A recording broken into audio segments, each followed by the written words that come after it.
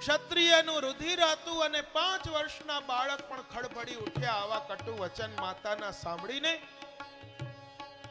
માટે તો કહે છે, જો રાજ કેરો મદ હોય જેને, જો રાજ કેરો મદ હોય જેને, सूझे नहीं धर्म अधर्म तेने, सूझे नहीं धर्म अधर्म तेने, जो राज केरो मद होय जेने, जो राज केरो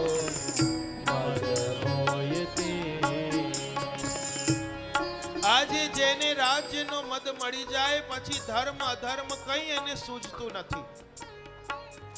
અરે માં સાવકી હતી, સોતેલી હતી, પણ પિતા તો સગો હતો ને, એણે પણ રોક્યા નહીં.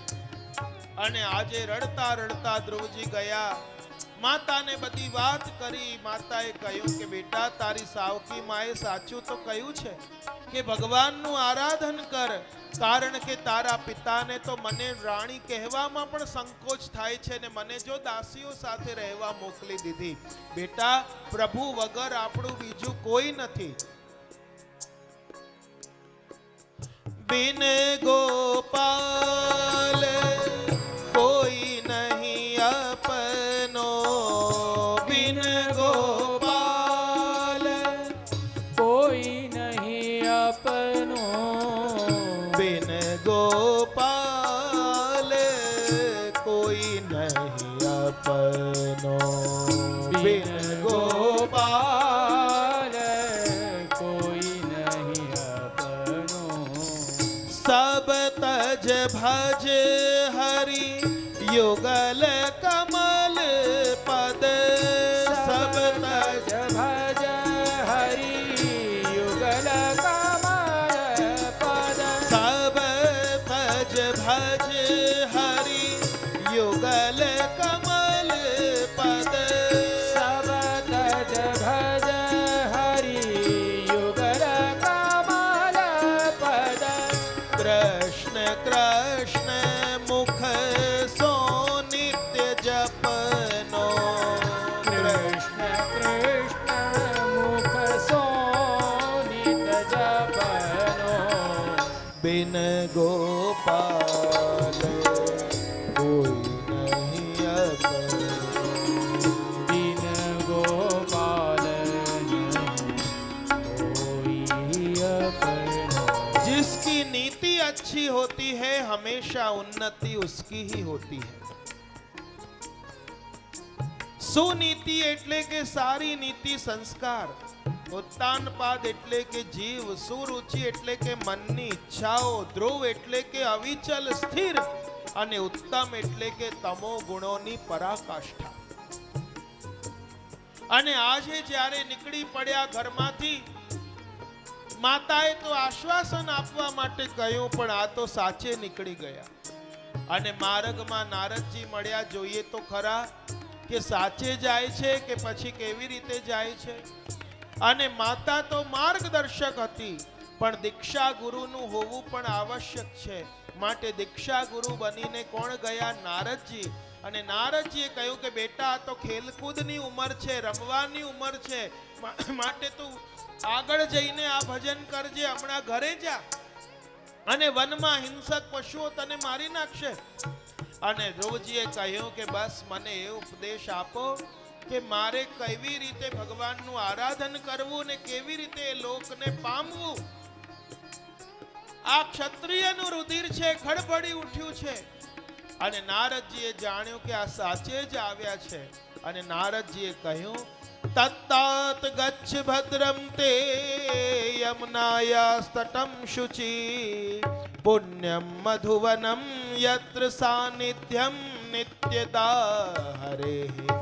કે બેટા, પરમ પવિત્ર યમુનાજીનો તટ છે, ત્યાં મધુવન જા અને મધુવનમાં જઈને અને તું આ ભગવાનની આરાધના કર અને દ્વાદશાક્ષર મંત્ર ઓમ નમો ભગવતે વાસુદેવાય એનો જાપ કરજે. અને જે પણ આ 7 દિવસ સુધી આ જાપનો અખંડ જાપ કરે છે, આ દ્વાદશાક્ષર મંત્રનો, એને અનેક પ્રકારની સિદ્ધિઓ પ્રાપ્ત થાય છે. પ્રભુના સંપૂર્ણ અંગનું નહીં, એક એક અંગનું ધ્યાન ધરજે અને એને સ્થિર કરજે. અને આ રીતે કહીને નારદજી તો પધાર્યા ઉત્તાનપાદ પાસે. ઉત્તાનપાદે કહ્યું કે જો મેં તો આજે મારા નાના બાળકને પણ રોક્યો નહીં, એને જવા દીધો, વિચારો હિંસક પશુઓ ન ખાઈ જાય. નારદજીએ કહ્યું હવે એની ચિંતા છોડી દો, હવે એના રક્ષક ભગવાન છે, માટે હવે એનો વાળ પણ વાંકો થવાનો નથી. આ બાજુ એ તપસ્યા કરવા ગયા અને યમુનાજીના કિનારે મધુવનમાં, અને ત્યાં એમણે તપસ્યા કરી. ઓમ નમો ભગવતે વાસુદેવાય. ઓમ નમો ભગવતે વાસુદેવાય. વાસુદેવાય પ્રભુ કૃષ્ણચંદ્ર રાય. વાસુદેવાય પ્રભુ કૃષ્ણચંદ્રાય. વાસુદેવાય પ્રભુ કૃષ્ણચંદ્ર રાય. વાસુદેવાય પ્રભુ કૃષ્ણચંદ્રાય. ઓમ નમો ભગવતે વાસુદેવાય. ઓમ નમો ભગવતે વાસુદેવાય. પહેલા મહિનામાં 3 દિવસના અંતરે કોઠા બોર ખાધા. બીજા મહિનામાં 6 દિવસના અંતરે સૂકા ઘાસ પાંદડા ખાઈને રહ્યા. ત્રીજા મહિનામાં 9 દિવસના અંતરે પાણી પીને રહ્યા. અને ચોથા મહિનામાં તો વાયુનું ભક્ષણ કરીને રહ્યા 12 દિવસના અંતરે. અને પાંચમા મહિનામાં તો હવે એક પગે ઊભા થઈ ગયા અને બંને હાથ જોડીને મસ્તક પર રાખ્યા અને અખંડ જાપ કરતા જાય છે. ઓમ નમો ભગવતે વાસુદેવાય. ઓમ નમો ભગવતે વાસુદેવાય. ઓમ નમો ભગવતે વાસુદેવાય. ઓમ નમો ભગવતે વાસુદેવાય. ઓમ નમો ભગવતે વાસુદેવાય. ઓમ નમો ભગવતે વાસુદેવાય.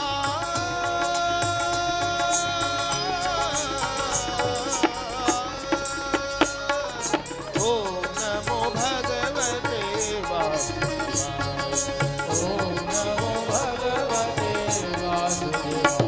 આખી પૃથ્વી હાલક ડોલક થવા માંડી. અને એ વખતે બધા ગયા ભગવાન પાસે કે આ પૃથ્વી કેમ હાલક ડોલક થઈ રહી છે. ઓમ નમો ભગવતે વાસુદેવાય. ઓમ નમો ભગવાને કહ્યું કે મારો ભક્ત આરાધના કરી રહ્યો છે, હવે એની તપસ્યા પૂર્ણ થવાનો સમય આવી ગયો છે. અને ભગવાન ગરુડજી પર સવાર થઈને પધાર્યા મધુવન. અને ત્યાં ધ્રુવજી તપસ્યા કરી રહ્યા હતા. આંખો બંધ હતી અને હસ્ત ઉપર હતા.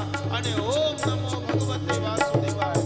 ઓમ નમો ભગવતે વાસુદેવાય. ઓમ નમો ભગવતે અચાનક એ છબી નેત્રોની આગળથી હટી ગઈ અને જોયું ક્યાં ગયા પ્રભુ, તો સામે જ પ્રભુ પધાર્યા છે, જેમના વિવિધ આયુધો છે. અને આજે ગરુડજી પર સવાર થઈને કેવી રીતે પ્રભુની સ્તુતિ કરું આજે ખબર નથી પડી રહી. અને ત્યારે ભગવાને શંખ જે હાથમાં હતો એ શંખ એમના કપોલ પર લગાવ્યો. ત્યારે ધ્રુવજીની વાચા સ્ફુરી છે. યોંતઃ પ્રવિશ્ય મમ વાચમિમાં પ્રસુપ્તાં સંજીવયત્યખિલ શક્તિધરસ્વધામ્ના અન્યાશ્ચ હસ્તચરણ શ્રવણત્વગાદિન પ્રાણાન નમો ભગવતે પુરુષાય તુભ્યમ. 12 શ્લોકમાં સ્તુતિ કરી. ભગવાને કહ્યું કે જો આ 6 મહિનામાં પ્રભુની પ્રાપ્તિ થઈ જવી કેવી રીતે સંભવ બને. મહાપ્રભુજી આજ્ઞા કરે છે કે એ તો એમની તપસ્યા તો છે જ, સાથે સાથે યમુનાજીની કૃપા પણ છે. અને યમુનાજીની કૃપા જેના ઉપર થાય છે અને ઠાકોરજી સાક્ષાત એમનો રંગ કરાવી દે છે. પિય સંગ રંગ ભરી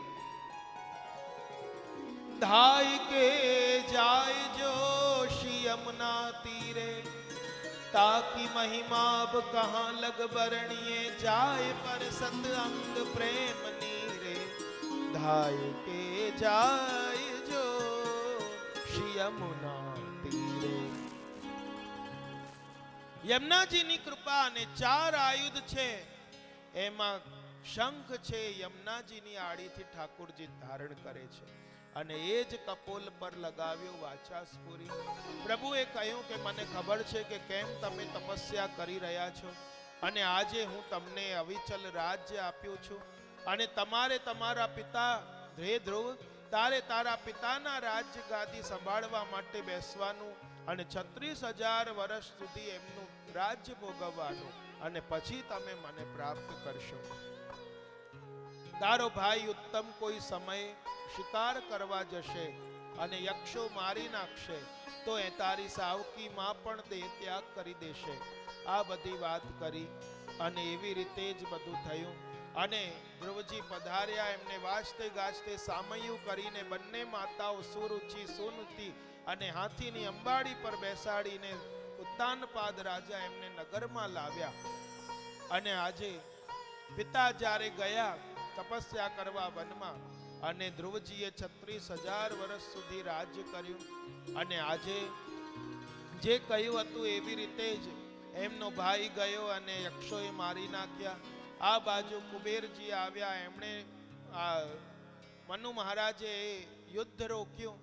કુબેરજીએ કંઈ માંગવા કહ્યું ત્યારે ધ્રુવજીએ કહ્યું કે એકવાર તો ભગવાન પ્રસન્ન થયા અને ભગવાન પ્રસન્ન થયા તો મેં કણકી ચોખા કોઈ રાજાને પ્રસન્ન કરીને એની સામે માંગે એવી રીતે મેં માંગી લીધું કે મને ઉત્તમ લોક આપો, પણ હવે આપ મને ભક્તિ હંમેશા બની રહે એવું વરદાન આપો.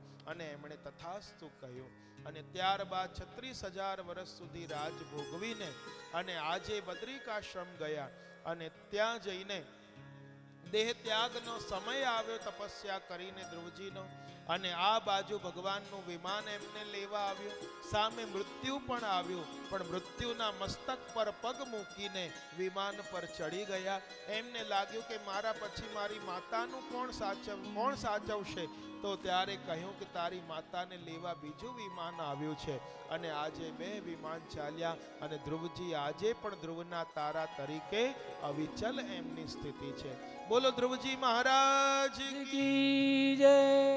આજ ધ્રુવજીના વંશમાં આગળ જઈને અંગ રાજા થયા. એમને ત્યાં વેન થયો.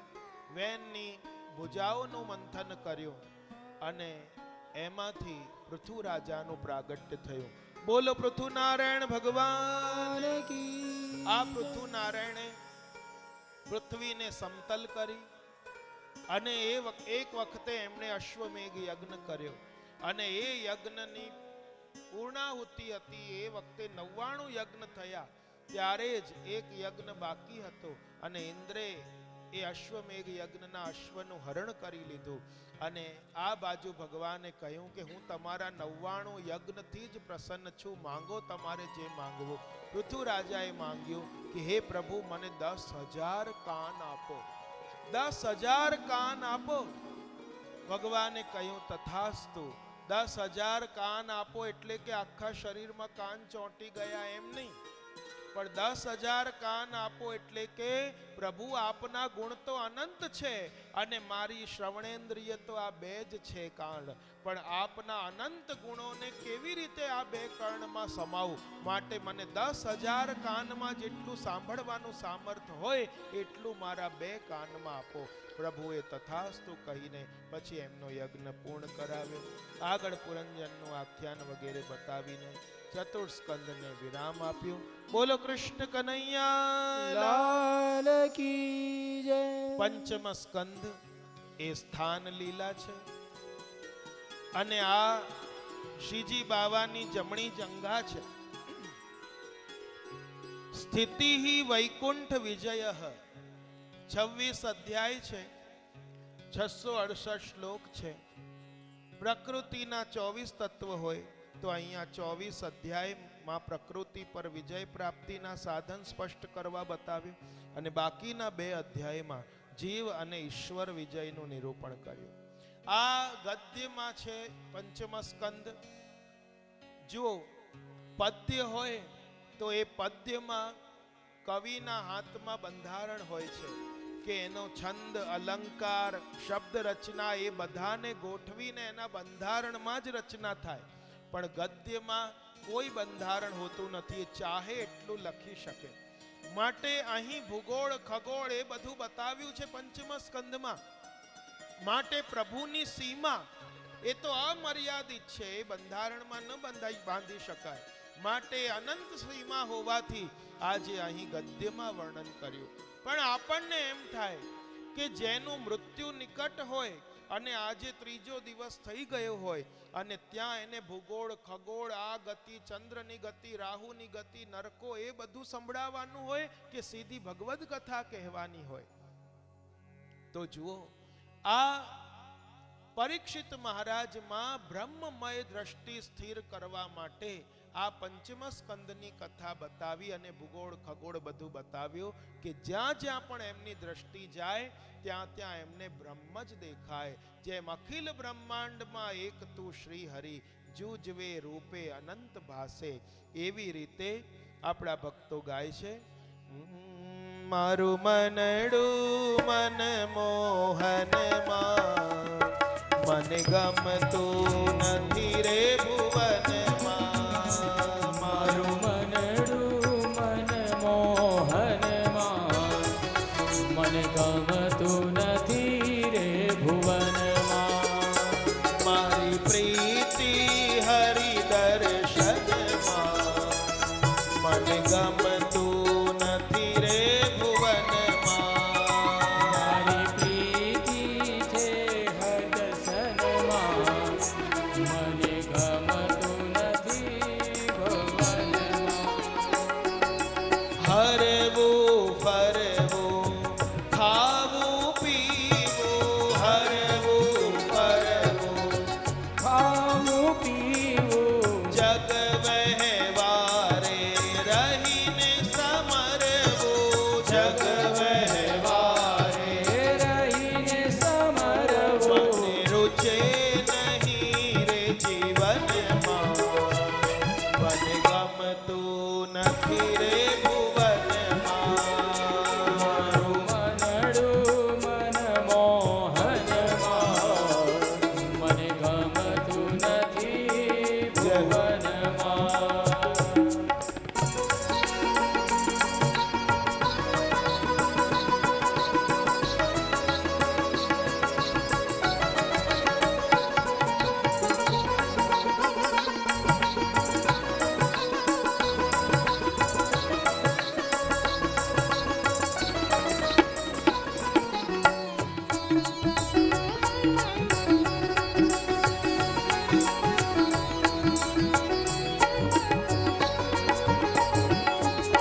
ભાગ્ય ઉઘડશે ત્યારે મારા, ભાગ્ય ઉઘડશે ક્યારે મારા, ક્યારે મળશે નંદના દુલારા, ક્યારે મળશે નંદના દુલારા, ક્યારે મળશે નંદના દુલારા. ક્યારે મળશે નંદના દુલારા. એવી તાલાવેલી મારા મનમાં, મને ગમતું નથી રે ભુવનમાં. મારું મનડું મન મોહનમાં, મને ગમતું નથી રે ભુવનમાં. મારી પ્રીતિ હરિ દર્શનમાં, મને ગમતું નથી રે ભુવનમાં. મારી પ્રીતિ હરિ દર્શનમાં, મને ગમતું નથી રે ભુવનમાં. મને ગમતું નથી રે ભુવનમાં. મને ગમતું નથી રે ભુવનમાં. આવી દ્રષ્ટિ સ્થિર કરવા માટે આ પંચમ સ્કંદની લીલા છે કે ભુવનમાં ક્યાંય એને રૂચે જ નહીં, બસ એક મારી તાલાવેલી હરિદર્શનમાં. પ્રિય વ્રત મનુ મહારાજના મોટા પુત્ર એમને ત્યાં આગનિદ્ર થયા, આગનિદ્રને નાભી થયા, નાભીને ઋષભદેવ થયા. બોલો ઋષભ નારાયણ ભગવાન કી જય. આ જૈનોના 24 તીર્થંકર માંથી પ્રથમ તીર્થંકર ઋષભદેવ, જેમને આદિનાથ કહેવાય છે, આ વિષ્ણુના અવતાર છે. અને મહાપ્રભુજી તો પુરુષોત્તમ સહસ્ત્ર નામમાં લખે છે કે મેરુ દેવી વ્રત ફલ વૃષભો ભગ લક્ષણ, અર્થાત મેરુ દેવીના વ્રતનું ફલ એ ભગવાન ઋષભદેવનો અવતાર છે. ઋષભનો અર્થ શું થાય? ઋષેણ જ્ઞાનેન ભાતિ ઇતિ ઋષભ, જે પોતાના જ જ્ઞાનથી પ્રકાશિત છે. અને ઋષભનો બીજો અર્થ જે સ્વયં પ્રકાશિત છે ઋષભ. આ ઋષભદેવજી ના 100 પુત્ર હતા, એમાં જ્યેષ્ઠ હતા ભરતજી, અને એમના નામથી આ આપણા દેશનું નામ ભારત વર્ષ પડ્યું. પહેલા આનું નામ અજનાબ વર્ષ હતું અને ભરતજીના નામથી આનું નામ ભારત વર્ષ પડ્યું છે. અને કર્ણાટકના દેશમાં જઈને દાવાગ્નિમાં એમણે પોતાનો દેહ ત્યાગ કરી દીધો ઋષભદેવજીએ. આ 100 પુત્રમાંથી જ્યેષ્ઠ હતા ભરતજી રાજ્યનો ત્યાગ કરીને હરિ આરાધના કરવા ગંડકી નદીના કિનારે હરિહર ક્ષેત્રમાં પુલ્હાશ્રમ પર ગયા અને ત્યાં તપસ્યા કરી રહ્યા હતા. અને એક દિવસે એમણે જોયું કે એક ગર્ભવતી હરણી પાણી પીવા માટે આવી અને પાણી પી રહી હતી ગંડકી નદીમાં. અને એ જ વખતે સિંહે ગર્જના કરી અને સ્વભાવથી બીકણ હોવાથી આણે છલાંગ લગાવી નદીમાં, અને ત્યાં જ એનો ગર્ભસ્રાવ થઈ ગયો અને પોતે ગુફામાં ગઈને ત્યાં હરણીનું મૃત્યુ થઈ ગયું. અને અનાથ બાળક તરતું રહ્યું, હરણનું બચ્ચું. અને હવે આ ભરતજી એને ઉપાડીને પોતાના કુટિયામાં લઈ આવ્યા, ઝૂંપડામાં. અને ધીમે ધીમે આના લાલન પાલનમાં એવા લાગી ગયા, પ્રવૃત્ત થઈ ગયા કે ભગવત ભજન એમનું છૂટી ગયું. અને જુઓ, જ્યાં સુધી આ કુટીમાં રાખ્યા હતા ઝૂંપડીમાં ત્યાં સુધી બરાબર હતું, પણ ઝૂંપડીમાંથી ઉપાડીને મનમાં જ્યારે લઈ ગયા ત્યારે હવે શું થયું? છેલ્લો સમય આવ્યો અને એનું મુખ જોતા જોતા જ એમણે દેહનો ત્યાગ કર્યો. ક્યાં ગયું હશે, શું ખાતું હશે, શું પીતું હશે, કોઈ હિંસક મારી તો નહીં નાખે, એ જ આખો દાડો ચિંતન. અને આજે એનું મોઢું જોતા જોતા દેહ ત્યાગ કર્યો. તો ગીતાજીમાં ભગવાન સ્પષ્ટ આજ્ઞા કરે છે કે હે અર્જુન, અંતે જેની મતિ જ્યાં હોય છે બીજા જન્મમાં ગતિ એની ત્યાં જ થાય છે. અને એનું મન હતું ક્યાં? હરણમાં. તો બીજો જન્મ ભરતજીને શેનો મળ્યો? હરણનો. પણ પૂર્વ જન્મની સ્મૃતિ હતી માટે ગંડકી નદીમાં અડધું શરીર બોળીને એમણે દેહનો ત્યાગ કર્યો. ત્રીજા જન્મમાં એ આંગીરસ ગોત્રના બ્રાહ્મણને ત્યાં જન્મ્યા અને ત્યાં પણ પૂર્વ જન્મની સ્મૃતિ છે માટે એ કંઈ બોલતા નથી, ચાલતા નથી, ગાંડા જેવા રહે છે, માટે એ જળ ભરત કહેવાયા. માતા પિતા મૃત્યુ પામ્યા અને ત્યારે ભાઈઓ એમને ખેતરની રખેવાળી માટે રાખ્યા. અને એમની તો બ્રહ્મમય દ્રષ્ટિ હતી માટે કઈ પક્ષુ પક્ષી આવે એમને ભગાડે નહીં, ઉડાડે નહીં, ને બધું ખેતર ચણી ગયા પક્ષીઓ. અને ભાઈઓએ ત્યાંથી એમને તગેડી મૂક્યા. અને એક દિવસ આ હૃષ્ટપુષ્ટ જળ ભરત પડ્યા હતા માર્ગમાં, અને એ વખતે કોઈ ભદ્રકાલીને બલિ ચડાવવાની હતી. અને એ વખતે જેની બલિ ચડાવવાની હતી એ પુરુષ ભાગી ગયો. અને આજે શોધતા શોધતા આવ્યા તો આ જોયું સામંતના દૂતો કે આ જળ ભરત પડેલા છે, આવા જાડા હૃષ્ટપુષ્ટ, એમને ઉપાડીને લઈ ગયા. નવડાયા, ધોવડાયા, નવા વસ્ત્ર પહેરાયા, અબીર કંકુ ચાટ્યા, માળા પહેરાઈ ફૂલની, હો હો હો કરવા માંડ્યા, ઢોલ નગાડા વાગ્યા. અને ભરતજી વિચારવા માંડ્યા કે આવું બધું મેં કંઈ કર્યું નથી, આ શું થઈ રહ્યું છે? અચાનક મારી પૂજા થવા માંડી, અચાનક માળા પહેરાવી દીધી, અચાનક નવા વસ્ત્ર અને જો જ્યારે આપણે કંઈ કર્યું ના હોય અને છતાં પણ આવો વ્યવહાર આપણી સાથે થાય તો સમજજો હવે આપણી બલી ચડવાની છે. અને આજે કંઈ કર્યા વગર જ અને આજે અચાનક એમને જોયું અને ભદ્રકાલીને કરુણા જાગી અંદરથી કે આ નિર્દોષ બ્રાહ્મણની હત્યા થવા જઈ રહી છે. અને એ ભદ્રકાલી મૂર્તિ ફોડીને બહાર આવી અને જે ખડગથી આમને મારવાના હતા એ જ ખડગથી એ સામંતના દૂતો હતા એમને મારીને એમના મસ્તકના ગળાથી રમવા માંડી અને રુધિરનું ભદ્રકાલી પાન કરી ગઈ અને આ નિર્દોષ બ્રાહ્મણને મુક્ત કર્યા. એક દિવસે આ ભરતજી પડ્યા હતા માર્ગમાં અને ત્યાં જ કોઈ સિંધુ સૌવીર દેશનો રાજા રહુગણ પાલખી પર સવાર થઈને કોઈ મને સદગુરુ મળી જાય એવી કામનાથી જઈ રહ્યો હતો ઉપદેશ ગ્રહણ કરવા. અને ત્યાં જ પાલખી ઉચકવા માટે કોઈ કહારની જરૂર પડી અને ત્યારે આ રુષ્ટપુષ્ટ પડેલા દેખાયા.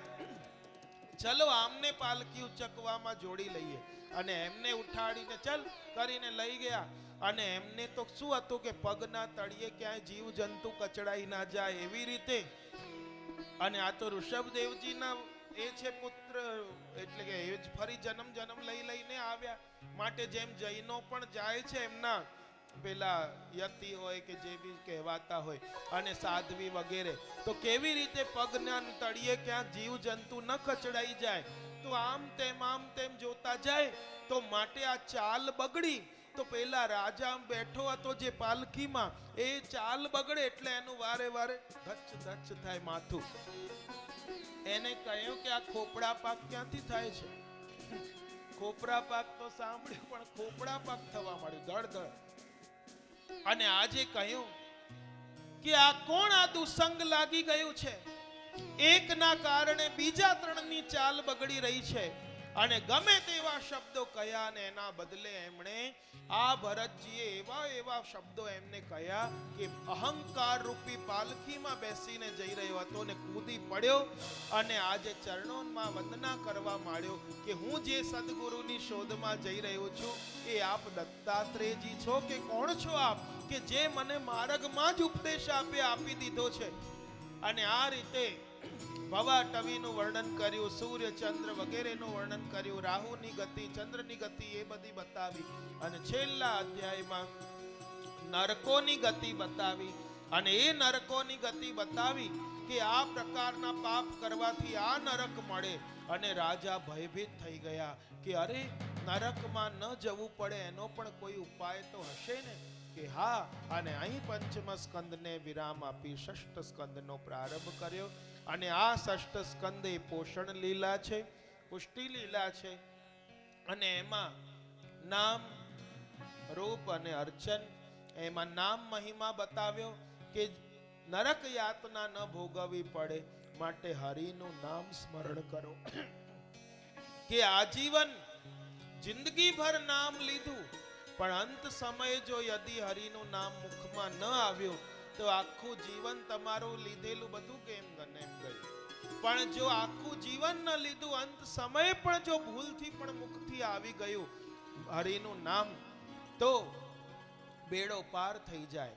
અને જો આજે કહે છે કે આ નામ મહિમા અને આ નામ મહિમા જો અહીં પોષણ એટલે કે અનુગ્રહ કૃપા અને ભગવાનની જ્યારે કૃપા વર્ષે છે ત્યારે જીવ જાતિ કશું જોતી નથી. તો અહીં દેવતા ઉપર કૃપા વર્ષી, મનુષ્ય ઉપર વર્ષી અને અસુર ઉપર વર્ષી. મનુષ્ય ઉપર એટલે કે અજામિલ ઉપર, દેવતા એટલે કે ઇન્દ્ર ઉપર અને અસુર એટલે કે વૃત્રાસુર ઉપર, ત્રણેય ઉપર આ સ્કંદમાં કૃપા વર્ષી છે. તો કહે છે કે કનોજ નગરીમાં એક અજામિલ નામનો બ્રાહ્મણ હતો અને પહેલા તો બહુ પવિત્ર બ્રાહ્મણ હતો. પણ એકવાર માર્ગમાં જતા કોઈ ગણિકા સાથે વિહાર કરતા કોઈ પુરુષને જોઈ લીધું અને એનું મન વિચલિત થઈ ગયું. એ ગણિકાની સાથે પરણી ગયો. એનાથી 9 પુત્ર થયા અને 10મો પુત્ર ગર્ભમાં હતો. એ વખતે કોઈ દેવ ઈચ્છાથી કોઈ ઋષિઓ આવ્યા અને એમણે ત્યાં રાત્રે એમના ઓટલા પર વાસ કર્યો. બીજા દિવસે જતી વખતે કહી ગયા કે તારી આ પત્ની ગર્ભવતી છે, એને જે બાળક થાય એનું નામ નારાયણ રાખજો. અને આ રીતે કહીને ગયા અને એનું નામ નારાયણ રાખ્યું. અને એક દિવસે એવું થયું કે આ અજામિલને લેવા માટે યમના દૂતો આવ્યા. વાંકા ચૂકા મોડાના અને એવા ભયંકર રૂપવાળા હતા. ભયભીત થઈ ગયો અજામિલ. જીવનભર હરિ નામ ન લીધું, કંઈ ન લીધું, અત્યાચાર કર્યા. અને આજે તો ભયભીત થઈને પોતાના સૌથી નાના પુત્ર નારાયણને બોલાવા લાગ્યો. ઓ નારાયણ, ઓ નારાયણ, ઓ નારાયણ. અને એ જ વખતે વિષ્ણુના દૂતોને થયું કે અમારા નારાયણને બોલાવી રહ્યા છે, માટે યમદૂતોને ભગાડ્યા. વિષ્ણુ દૂત આવ્યા, બંને વચ્ચે સંવાદ થયો. યમરાજા પાસે ગયા. યમરાજાએ કહ્યું કે ના, અંત સમયે જે હરિનામ લે છે, જે સંકીર્તનમાં રત હોય, હે યમદૂતો, તમારો અધિકાર ત્યાં જવાનો નથી. જે હરિની સેવા, કથા, ગુણગાનમાં પ્રવૃત્ત હોય ત્યાં યમદૂતો તમારો જવાનો અધિકાર નથી. એનો મતલબ આપણે અમર થઈ ગયા એમ નહીં. ત્યાં લેવા આવે તો કોણ આવે? વિષ્ણુના દૂતો લેવા આવે, પણ યમદૂતો ક્યારે પણ આવતા. અને આ રીતે બચાવી લીધા. ત્યારબાદ આને પસ્તાવો થયો. હરિદ્વાર તરફ ગયો, ત્યાં જઈને આરાધના કરી અને છેલ્લે પછી ભગવાનના દૂતો એને જ્યારે એનો અંત સમય આવ્યો ત્યારે લઈ ગયા. આ નામ મહિમા બતાવ્યો. માટે તો ભક્તો કહે છે ને, વલ્લભ ગુણ ગાવા રે, ગાવા રે, વલ્લભ ગુણ ગાવા રે, ગાવા રે. અવસરિયા નહીં આવે, આવા રે, આવા રે, આવા રે. વલ્લભ ગુણ ગાવા રે, ગાવા રે. વલ્લભ ગુણ ગાવા રે, ગાવા રે. ધાર્યું તે હરિરાયનું થાશે રે. હરિરાયનું થાશે રે. બીજું બધું અવર જો જાશે રે. બીજું બધું આવર જો થાશે રે.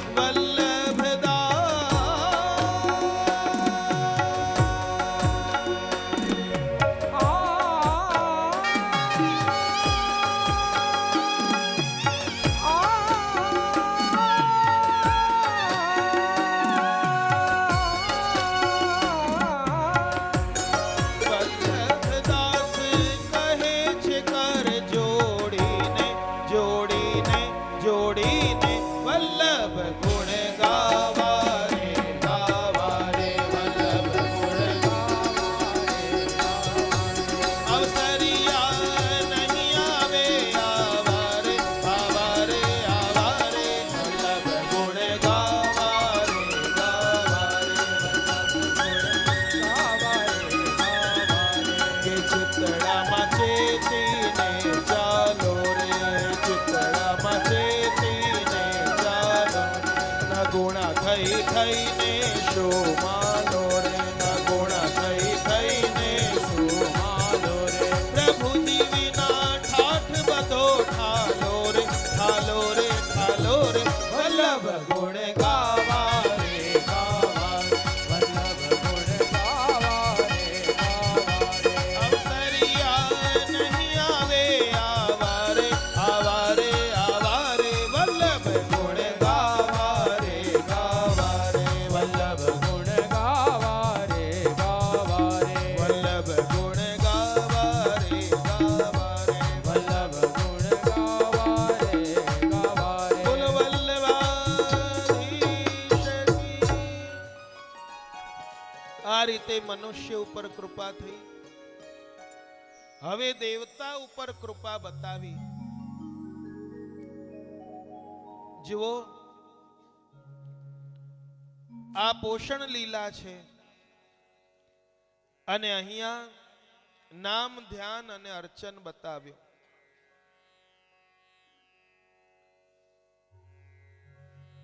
દેવતા ઉપર કૃપા કેવી રીતે વરસી? ઇન્દ્રે શું કામ બૃહસ્પતિજીનો અનાદર કર્યો? તો કહે છે કે એકવાર ઇન્દ્ર પોતાની રાણી શચીની સાથે બેઠા હતા. નાચ ગાન વગેરે ચાલી રહ્યું હતું અને અચાનક બૃહસ્પતિજી પધાર્યા. ઊભા થઈને એમનું આદર સત્કાર ન કર્યો. બૃહસ્પતિજીને ખોટું લાગ્યું અને ત્યાંથી આપ પધારી ગયા કે અહીં મારું કોઈ આદર સત્કાર નથી કરી રહ્યું. હું ગુરુ છું આ દેવતાઓનો, અને માટે તો કહેવાય છે કે માન વગરની હાજરી કરતા યાદ રહે એવી ગેરહાજરી વધારે સારી. અને આજે નીકળી ગયા બહાર, અને ઇન્દ્રને ખબર પડી કે અરે મારાથી અપરાધ થઈ ગયો ગુરુદેવનો, અને શોધવા ગયા બૃહસ્પતિજીને, પણ બૃહસ્પતિજી અંતર ધ્યાન થઈ ગયા. આ બાજુ શુક્રાચાર્યજીને ખબર પડી ગઈ કે દેવતાઓથી એમના ગુરુ નારાજ થયા છે, અને અસુરોથી ચડાઈ કરાવીને દેવતાઓનું બધું રાજપાટ પડાવી લીધું. બધા ગયા બ્રહ્માજી પાસે. બ્રહ્માજીએ કહ્યું કે આ તો તમે બહુ અનુચિત કર્યું, કે આજે તમે આ શું કર્યું, કે ગુરુનો અપરાધ કર્યો.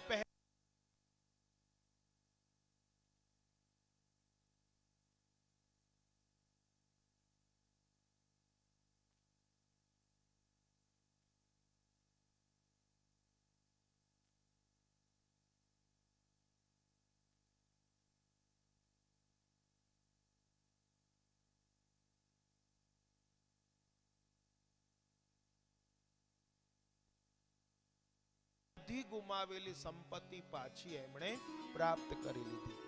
આ નારાયણ કવચ જે કોઈ પણ ધારણ કરે છે એને ઘણી સિદ્ધિઓ પ્રાપ્ત થાય છે.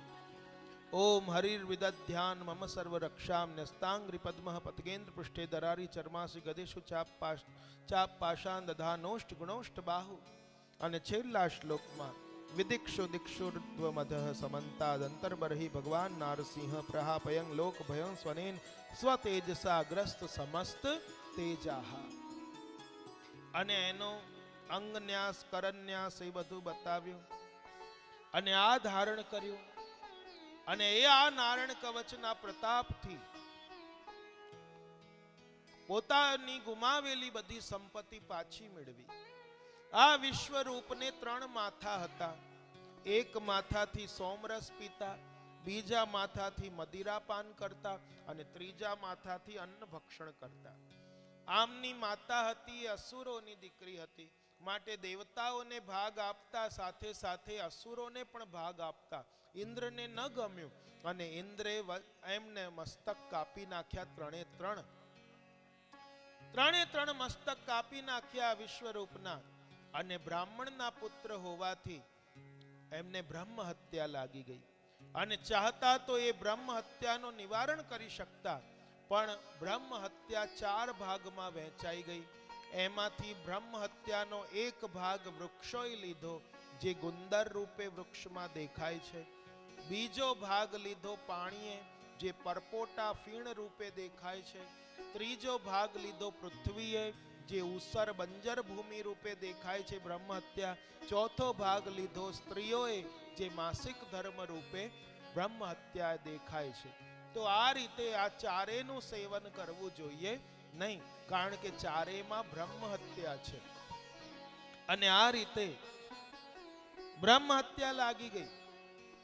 આ બાજુ ત્વષ્ટાને ખબર પડી કે જ્યારે એમનું કામ હતું ત્યારે કેવી રીતે ગડગડાઈને આવ્યા. કામ પૂરું થયું, અને આજે જો મારી નાખ્યો મારા પુત્રને. અને આજે ત્વષ્ટા એવી આહુતિ આપી અગ્નિકુંડમાં કે ઇન્દ્રને મારનારો પેદા થાય, પણ મંત્રોમાં ભૂલ થઈ ગઈ. તો ઇન્દ્રને મારનારો પેદા થઈની જગ્યાએ ઇન્દ્રથી મરનારો પેદા થાય એમ બોલાઈ ગયું. અને સંસ્કૃતમાં તો એવું જ હોય, સહેજ પણ ભૂલ થાય તો અર્થનો અનર્થ થઈ જાય. અને આજે એ જ આહુતિ આપીને એમાંથી ભયંકર મોટો એવો વિકરાળ અસુર પ્રગટ થયો, એની અંદરથી નીકળ્યો. જો જય નથી બોલવાની હો, બધા કે કપિલ નારાયણ પ્રગટ્યા, બોલો કપિલ નારાયણ કી જય, વરા નારાયણ કી જય. તો બધાને લાગે વૃત્રાસુર પેદા થયો તો એની જય નથી બોલવાની, આ તો અસુર છે. અને ભયંકર અસુર મોટો પેદા થયો, તાંબા જેવો તમતમતો ભયંકર વિખરાયેલા વાળ છે અને કોઈનાથી પણ મરે એવો નથી. ભગવાન પાસે ગયા, ભગવાને કહ્યું કે આ કશાથી પણ મરશે નહીં, આ મરશે તો માત્ર ને માત્ર વજ્રથી મરશે. માટે તમે દધીચી મુનિ પાસે જાઓ અને હાડકાનું દાન માંગો અને એમના હાડકામાંથી વજ્ર બનાવો અને એનાથી જ મરશે. દધીચી મુનિ પાસે ગયા, એમનાથી હાડકાનું દાન માંગ્યું. જે આજે કિડની દાન, નેત્રદાન વગેરે થાય છે, તો આ અંગદાન પહેલા કોણે કર્યું હતું? દધીચીએ પોતાના બોન જે હાડકા છે એમનું દાન કર્યું અને એમાંથી આજે 100 ગાંઠ વાળું વજ્ર બનાવ્યું.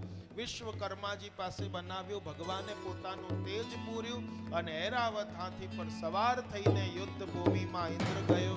બંને વચ્ચે ભયંકર સંવાદ થયા અને આજે વૃત્રાસુરને યુદ્ધ ભૂમિમાં પણ ભગવાનનું સ્મરણ થયું. કારણ કે પૂર્વ જન્મમાં ચિત્રકેતુ રાજા હતો અને પાર્વતીજીના શ્રાપના કારણે આ વૃત્રાસુર રૂપે એને જન્મ મળ્યો અને આજે પૂર્વ જન્મની સ્મૃતિ થઈ અને આજે એણે ચતુશ્લોકી ગાઈ, જે વૃત્રાસુર ચતુશ્લોકી કહેવાય છે. ઘણા વૈષ્ણવોને યાદ પણ હોય છે, જેમને યાદ ન હોય તો આ 4 શ્લોકને સાંભળો. અને વૃત્રાસુર હતો અસુર, પણ એની અંદર દેવ ભાવ આવી ગયો અને એને દેવ દર્શન થઈ રહ્યા છે. જ્યારે અસુર હોવા છતાં કર્મથી દેવ બની ગયો અને જ્યારે ઇન્દ્ર દેવ હોવા છતાં પોતાના સ્વાર્થ માટે અસુર બની ગયો. બ્રહ્મ હત્યા કરી નાખી, આ કરી નાખ્યું, તે કરી નાખ્યું, કોઈના હાડકા લઈ લીધા, કોઈની પાસે આ કર્યું. તો જુઓ, અને આજે આ વીર ભૂમિમાં, યુદ્ધની ભૂમિમાં પણ એને ભગવાનના દર્શન થઈ રહ્યા છે ને ચતુશ્લોકી ગાય છે. આવ અહં હરે તવ પાદૈક મૂલ દાસાનુદાસો ભવિતાસ્મિ ભૂય મનઃ સ્મરેતા સુપતે ગૃણાસ્તે ગૃણીતવા કર્મ કરોતુ કાય. શ્રી કૃષ્ણ ગોવિંદ હરે મુરારી હે નાથ નારાયણ વાસુદેવા નનાક પૃષ્ઠમ ન ચ પારમેષ્ઠમ ન સાર્વભૌમં નરસાધિપત્યમ ન યોગ સિદ્ધિર પુનર્ભવો વા સમંજસત્વા વિરહૈય કાંક્ષે.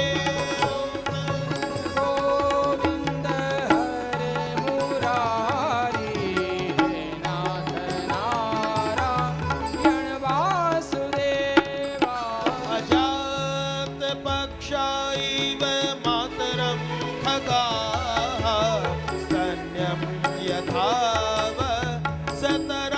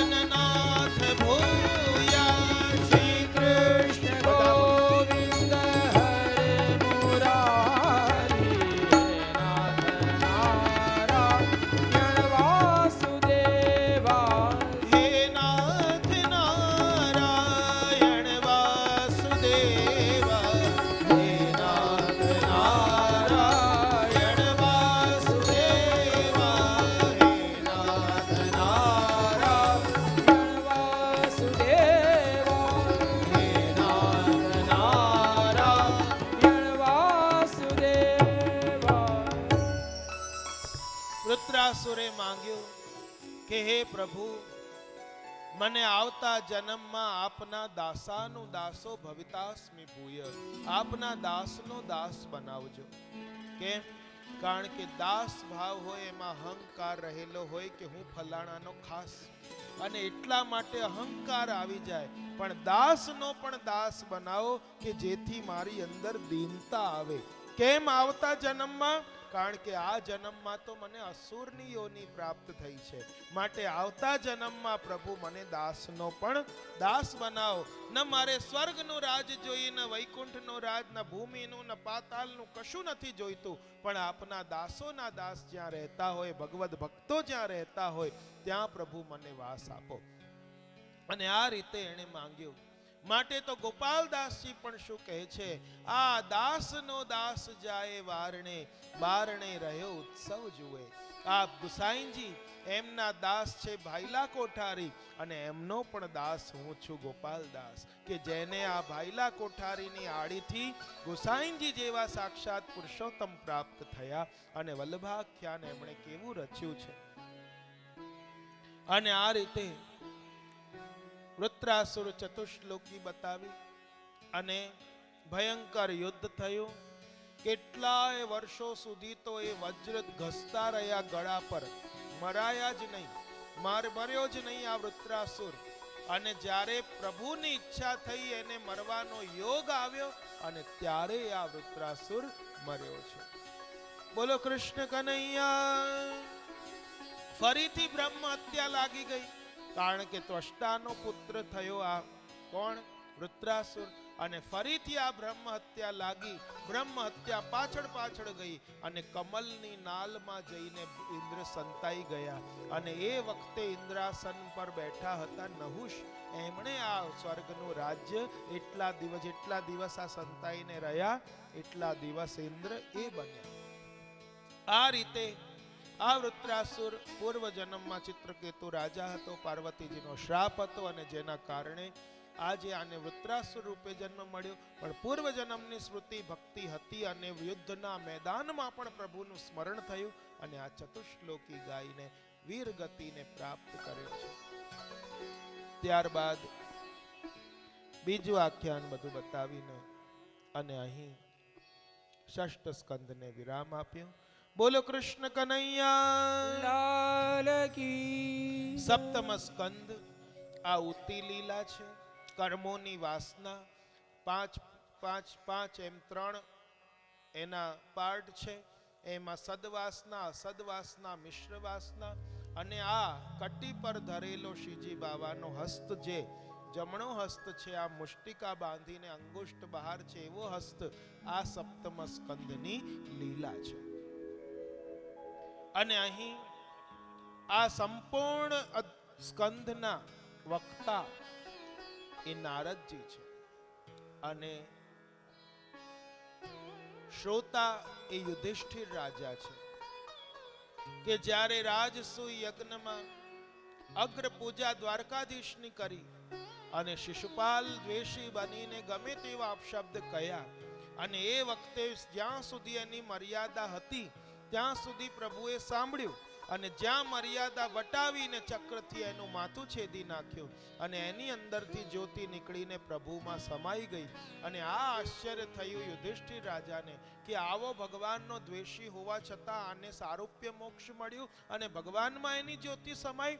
અને ત્યારે આ નારદજી ત્યાં રાજસૂય યજ્ઞની સભામાં આ સપ્તમ સ્કંદની લીલા કહીને સંભળાવે છે કે આજ શિશુપાલ પહેલાના જન્મમાં રાવણ કુંભકર્ણ હતો, એના જ પહેલા જન્મમાં આ જ હિરણ્યાક્ષ અને હિરણ્યકશિપુ બનીને જય વિજય આવ્યા, અને આ જન્મમાં શિશુપાલ અને દંતવક્ત્ર બન્યા છે. તો જ્યારે હિરણ્યકશિપુને ખબર પડી કે મારા ભાઈને વિષ્ણુએ મારી નાખ્યો હિરણ્યાક્ષને, અને બદલો વાળવા માટે આજે હું વિષ્ણુને મારી નાખીશ, એનું નામ નિશાન નહીં રાખું, અને આજે એમના ભાભીને અને પુત્રોને માતાને આશ્વાસન આપીને રાખ્યા, અને તપસ્યા કરવા જ્યારે વનમાં ગયો, અને ત્યારે ભાગવતજીમાં મૂળ ભાગવતજીમાં નથી લખ્યું, પણ અન્ય ઠેકાણે એવું મળે છે કે દેવતાઓએ પક્ષીનું રૂપ લઈને ત્યાં આવી અને એની તપસ્યામાં ભંગ કર્યો અને નારાયણ નારાયણ નારાયણ નારાયણ એવું પક્ષી બોલ્યું અને આને લાગ્યું મારા શત્રુનું નામ લીધું, અધૂરી તપસ્યામાંથી આવી ગયો. એની પત્ની કયાદુએ કહ્યું કે સ્વામી, તમે તો તપસ્યા કરવા ગયા હતા અને પાછા આવી ગયા, ત્યાં મારા શત્રુનું નામ લીધું. શું લીધું? કે નારાયણ. એમ શું લીધું? નારાયણ. એમ વાત વાતમાં ફેરવી ફેરવીને 108 વખત એના મુખેથી નારાયણ નામ ઉચ્ચારણ કરાવ્યું અને કહેવાય છે કે એ વખતે ગર્ભ સ્થિતિ થઈ અને ફરી તપસ્યા કરવા ગયો અને તપસ્યા કરવા ગયો અને એ વખતે ઇન્દ્રને થયું કે આની પત્ની કયાધુના ગર્ભમાં અસુરનું બાળક છે, એને ઘસડીને મારી જવા લઈ ગયો. ત્યારે નારદજીએ રોક્યું કે નહીં, આ કયાધુના ગર્ભમાં અસુરનો બાળક નથી, આ તો ભગવાનનો પરમ ભક્ત થશે, આ અસુર નહીં થાય. પોતાના આશ્રમમાં લઈ ગયા નારદજી અને ભાગવત વગેરેનું પાઠ કર્યું, આ કર્યું, તે ઉપદેશ આપ્યું અને એના ફલ સ્વરૂપે આ પરમ ભક્ત થયા. પ્રહલાદ રૂપે જન્મ થયો. બોલો પ્રહલાદજી મહારાજ કી જય. આ બાજુ તપસ્યા એવી અખંડ કરી કે હિરણ્યકશિપુની ઉપર માટીનો રાફડો જામી ગયો. એની અંદરથી જ્યોતિ નીકળવા માંડી, બ્રહ્મલોક સુધી ગઈ. બધા લોકો પીડાવા માંડ્યા. બ્રહ્માજીએ કહ્યું કે મારો શિષ્ય આજે તપસ્યા કરી રહ્યો છે અને ભક્ત, અને આજે એની તપસ્યા એનો ફલ આપવાનો સમય આવ્યો.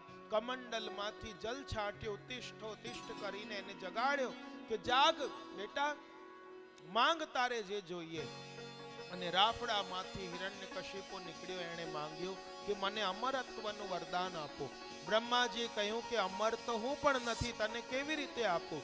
તો એણે ચાલાકીથી વરદાન માંગ્યા કે હું દિવસે ન મરું, હું રાત્રે ન મરું,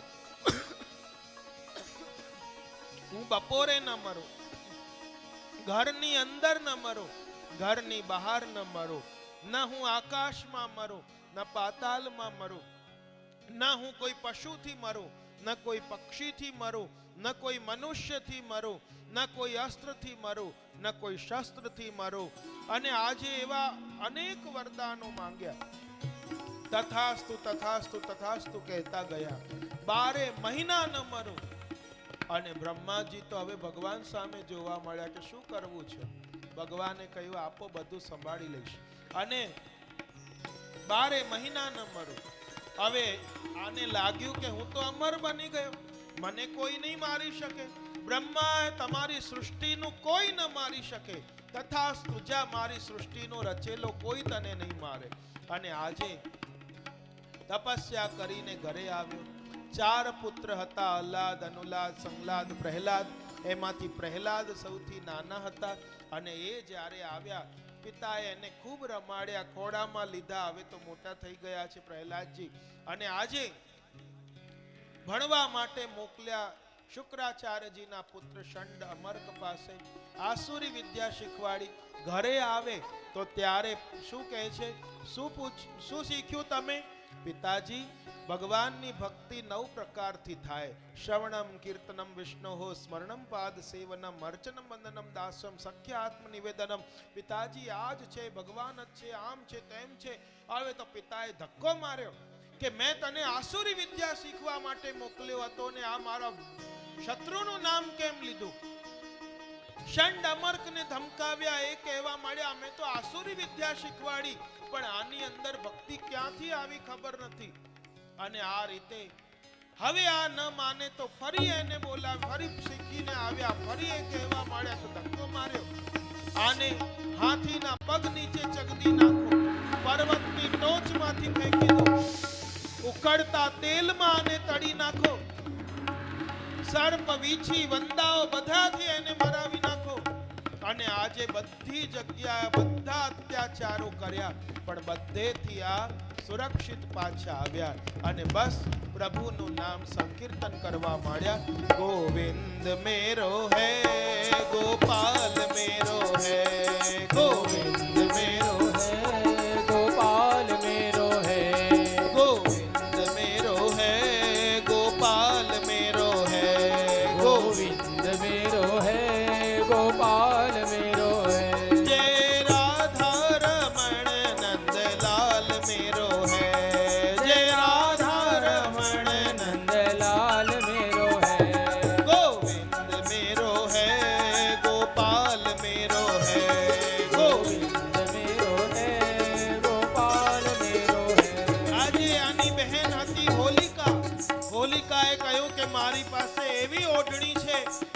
ઓઢણી હું ઓઢી લઈશ તો લાકડા ગોઠવો અને હું મારા ગોદમાં ભત્રીજાને લઈને બેસીશ. ઓઢણી ઓઢી લઈશ તો અગ્નિ મારો સ્પર્શ નહીં કરે ને આ બળીને ભસ્મ થશે.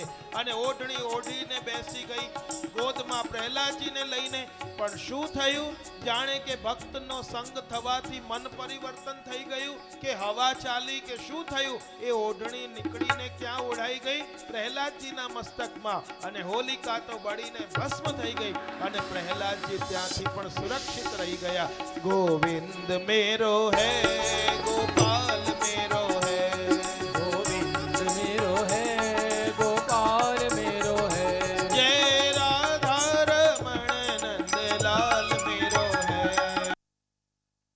रमण नंदलाल मेरो है. અને આજે આ બધું બંધ કર. બતાવો હું આ ખડગથી તને મારું છું.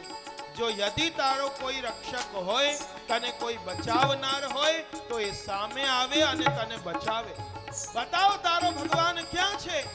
પિતાજી મારો ભગવાન તો બધે છે, અણુ અણુમાં છે, ઘટ ઘટમાં છે.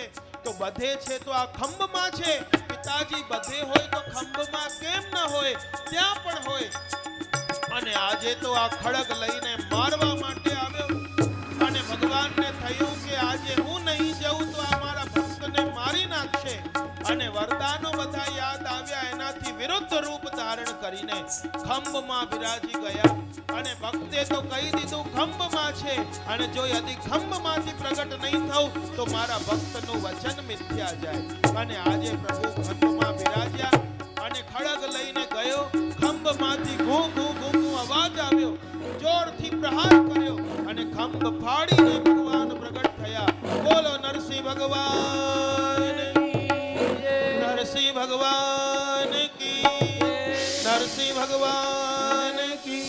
સત્યમ વિધાતુમ નિજ વૃત્તિભાષિતમ વ્યાપ્તિમ જ ભૂતેષુ અખિલેષુ ચાત્મન અદ્રશ્યતાત્યદ્ભૂત રૂપમુદ્વહન સ્તંભે સભાયામ ન મૃગમ ન માનુષમ.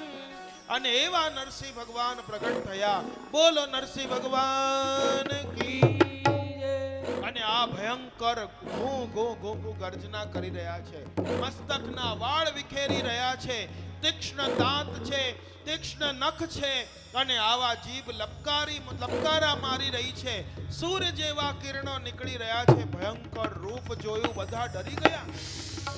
આ બાજુ યુદ્ધ થયું બંને વચ્ચે અને એને ઘસડીને લઈ ગયા અને એક એક વરદાન યાદ અપાવ્યા. તે કહ્યું હતું કે જો હું દિવસે ન મરું, રાત્રે ન મરું, બપોરે ન મરું તો આ તો ત્રિકાળ સંધ્યાનો સમય છે. આ દિવસ ન કહેવાય, રાત ન કહેવાય. તે કહ્યું ઘરની અંદર ન મરું, બહાર ન મરું તો હું તને વચ્ચે દેહરીમાં ઉંબરામાં મારીશ. તે કહ્યું ઉપર ન મરું, નીચે ન મરું તો તને અંતરિક્ષમાં મારીશ. અને આ રીતે તે કહ્યું અસ્ત્રથી ન મરું, શસ્ત્રથી ન મરું તો મારા નખના પ્રહારથી મારીશ. તે કહ્યું હતું નરથી ન મરું, પશુથી ન મરું તો હવે તું મને નર કહીશ કે પશુ કહીશ. મારું મુખારવિંદ તો સિંહનું છે અને આજે દેહ છે મનુષ્યનું છે.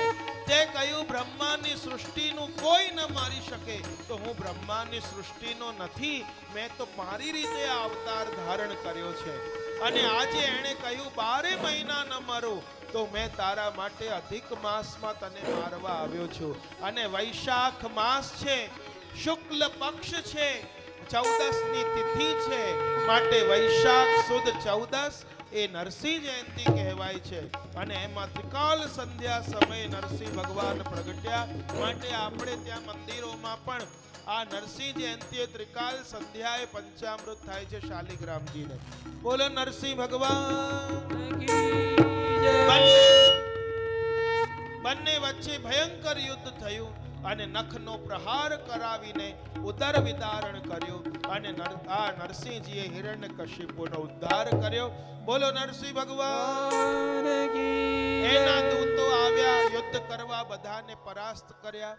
ત્યારબાદ પ્રભુનું આવું ઉગ્ર સ્વરૂપ શાંત કરવા માટે સ્તુતિ કરવામાં આવી. અને બ્રહ્માજીએ કરી, મહાદેવજીએ કરી, પિતૃઓએ કરી, ગંધર્વોએ કરી, બધાએ કરી. પણ નરસિંહ ભગવાને પોતાનો ક્રોધ શાંત ન કર્યો. લક્ષ્મીજી થાળ લઈને આવ્યા પોતાના પતિને જોવા, અને આજે આવું ભયંકર રૂપ જોઈને લક્ષ્મીજી પણ થાળ ફેંકીને ભાગ્યા. કમલા હરી ઝુકે નિકટ ન આવે, એસો રૂપ પ્રભુ કબહુ ન ધાર્યો, અપનો જન પ્રહલાદ ઉભા. લક્ષ્મીજી ભાગી ગયા, અને આજે બ્રહ્માજીએ કહ્યું કે પ્રહલાદ, તારા માટે પ્રભુએ આવું રૂપ ધારણ કર્યું છે, માટે તું સ્તુતિ કરીશ ત્યારે પ્રભુ પોતાનો ક્રોધ શાંત કરશે. અને પ્રહલાદજીએ 43 શ્લોકમાં સ્તુતિ કરી. બ્રહ્મા દયઃ સુરગણા મુનયો અથ સિદ્ધાઃ સત્વૈક તાન મતયો વચસામ પ્રવાહે નારાધિત્વમ પુરુગુણૈરધુનાપી પિપ્રુઃ કિમ તોષ્ટુમર્હતિ સમે હરિ રુદ્ર જાતે. એમ 43 શ્લોકમાં સ્તુતિ કરી ત્યારે પ્રભુએ પોતાનો ક્રોધ શાંત કર્યો, અને નરસિંહ ભગવાને અભયદાન આપનારું કરકમલ એમને ફેરવ્યું. જીભ જેમ પશુ ચાટે એવી રીતે જીભથી એમને ચાટ્યા, વહાલ કર્યો.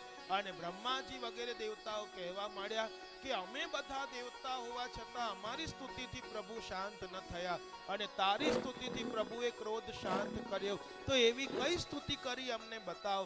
ત્યારે